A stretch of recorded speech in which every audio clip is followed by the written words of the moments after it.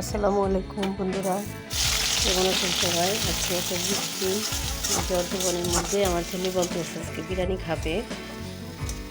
তো আমার এক ভাই কুরবানি তার ছেলের আকিকার মাংস দিয়ে গেছিলো, খাসির মাংস। তো আমি ভাবলাম তো খাসির মাংস দিয়ে একটু কাচ্চি রান্না করে দিই। সেখানে আমি অল্প কাচ্চির মাংস নিয়েছি আর হাফ কেজি হিসাবে কাচ্চি রান্না করবো। সেখানে আপনাদের সাথে শেয়ার করলাম। বাইরে প্রচণ্ড ঝড় তুফান হচ্ছে আর বৃষ্টি হচ্ছে। ইচ্ছে করতেছিল বৃষ্টিতে ভিজার জন্য, ভাবলাম রান্নাটা শেষ করে বৃষ্টিতে ভিজবো। দেখি রান্না করতে করতে বৃষ্টি চলে গেছে, তাই আর বৃষ্টিতে গোসল করা হয়নি।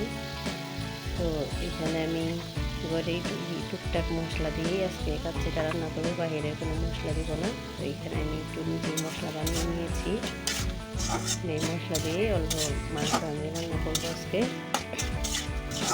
আমরা 3 জন মানুষের জন্য যা হয় তাই করব। তো এখানে আমি দুধ ঢেলে দিলাম।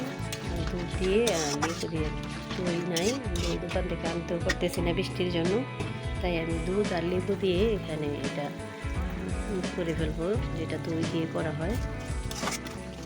তো এখানে মাংসটা একটু সিদ্ধ করে নেব আলাদা করে। আর দুইটা আলু নিয়েছি, আলুটা ভেজে রেখেছিলাম।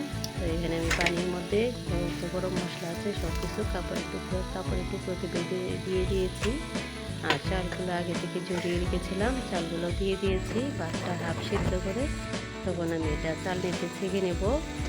আর চাল নিতে ছেঁকে দেওয়ার পরে এই মাংসের মধ্যে আমি বেরেস্তাগুলো দিয়ে দেব।